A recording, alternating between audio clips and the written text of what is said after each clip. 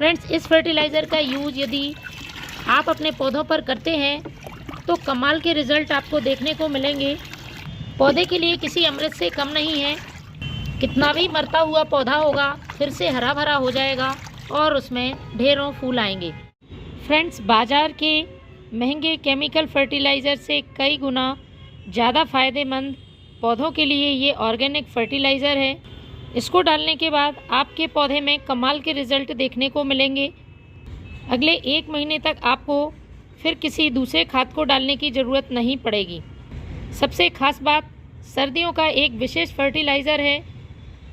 आपको अपने सभी पौधों में सर्दी के मौसम में इस फर्टिलाइज़र को कम से कम एक बार तो उपयोग ज़रूर करना चाहिए। एनपीके के साथ साथ कई माइक्रोन्यूट्रिएंट्स, अमीनो एसिड से भरपूर ये फर्टिलाइज़र पौधे की अच्छी ग्रोथ, अच्छे फल फूल लाने में बेहद ही मदद करता है, मिट्टी उपजाऊ बनाता है। लेकिन आपको इसको डालने का पौधों पर सही तरीका आना चाहिए। गलत तरीके से यदि आप अपने प्लांट पर इसका यूज़ करते हैं तो पौधे को नुकसान भी हो सकते हैं। इसलिए पूरे वीडियो में मेरे साथ बने रहें। तो फ्रेंड्स, एक बार फिर स्वागत है आपका हमारे हरे भरे gardening channel home gardening and ideas में। तो फ्रेंड्स, चलिए शुरुआत करते हैं इस फर्टिलाइज़र को बनाने की। ये एक लिक्विड फर्टिलाइज़र है, इसलिए इस बात का आप ध्यान रखें। आपको इसे तेज़ धूप में अपने पौधों पर इस्तेमाल नहीं करना है, सुबह या शाम के समय करें। दूसरी बात आपको ध्यान रखनी है, गीली मिट्टी में आपको इसका यूज़ नहीं करना है।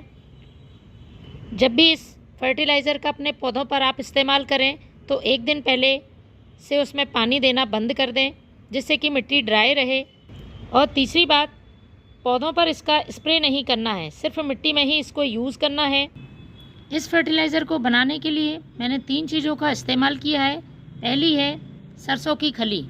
हम सभी इससे परिचित हैं, लेकिन फ्रेंड्स, सही तरीके से हम अपने पौधों पर इसका इस्तेमाल नहीं करते हैं, इसलिए इसके पूरे फ़ायदे हमारे पौधों को नहीं होते हैं, बल्कि कभी कभी पौधों को नुकसान भी हो जाता है।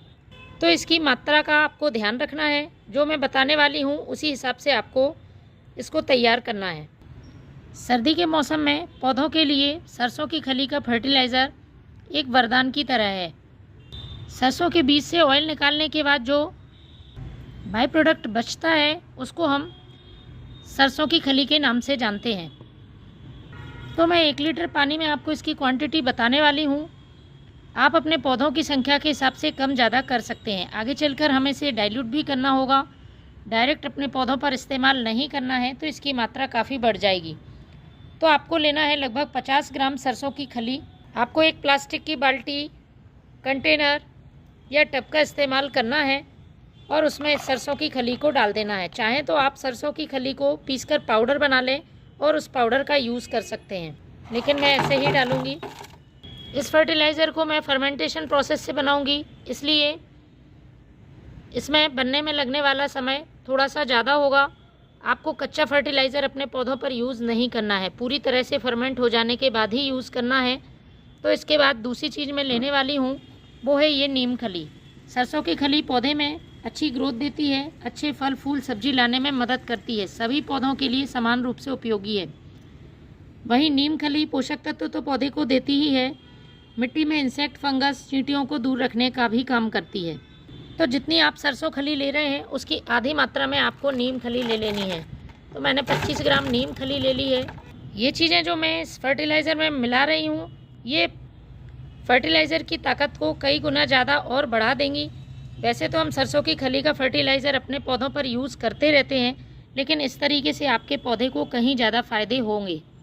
पौधे से जुड़ी कोई सी भी समस्या हो, फूल ना आना, सब्जियों के फूल गिर जाना या फलों की क्वालिटी ख़राब होना, पत्तियां पीली पड़ना, नई ग्रोथ ना होना, ये सारी समस्याएं इस फर्टिलाइज़र के यूज़ से बहुत ही आसानी से ख़त्म हो जाएंगी। अब मैं अगली चीज़ जो इस्तेमाल करूंगी वो है ये गुड़। आपको पुराना गुड़ लेना है, नहीं है तो आप जो भी आपके पास उपलब्ध है उस गुड़ का इस्तेमाल कर सकते हैं। गुड़ का काम जो भी हम फर्टिलाइज़र तैयार करते हैं उसकी फर्मेंटेशन प्रोसेस को तेज़ कर देता है। दूसरा, ये भी गर्म तासीर का होता है, इसलिए सर्दियों में पौधे के लिए बहुत ही फ़ायदेमंद है। तीसरा लाभ इसका प्लांट की मिट्टी में होता है, मिट्टी उपजाऊ बनती है, माइक्रोब्स की संख्या बढ़ती है।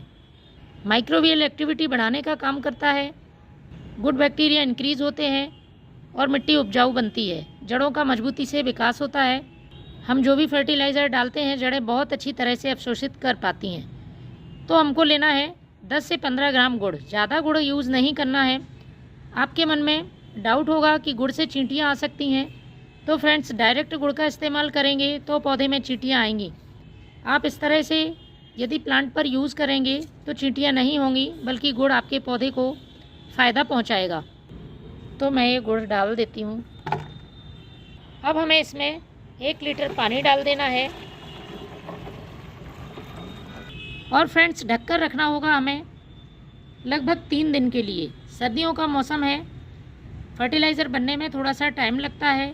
रोज़ आपको 1 दिन ढक्कन खोलना है और अच्छी तरह से लकड़ी की मदद से चला देना है। उसके बाद वापस आपको ढककर रख देना है। एयर टाइट ढक्कन नहीं लगाना है, इस बात का आप ध्यान रखें। और डायरेक्ट सनलाइट से बचाना है। आप सेमी शेड एरिया में इसको रख सकते हैं। तो 3 दिन पहले मैंने ये फर्टिलाइज़र बनाकर तैयार किया था।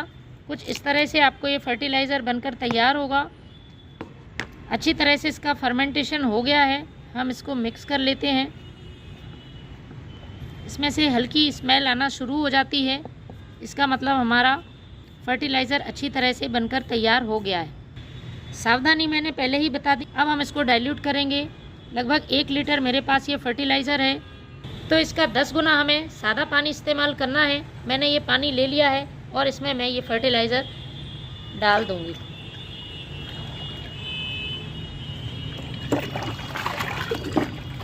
अच्छी तरह से मिला लें और अब अपने प्लांट की मिट्टी में पॉट की साइज़ के हिसाब से डालें। ड्रेनेज होल से बाहर नहीं निकलना चाहिए, इस बात का ध्यान रखें। इसी तरह से आप सब्जियों वाले पौधों में, टमाटर, मिर्च, सभी में इसका इस्तेमाल करें। फ्रूटिंग प्लांट्स में भी आप इसका इस्तेमाल महीने में 1 बार करें। ये मेरा अनार का प्लांट है, काफ़ी अच्छी इसमें ग्रोथ हो रही है। तो फ्रेंड्स आप भी इन सर्दियों इस फर्टिलाइज़र का यूज़ ज़रूर करें। Thank you.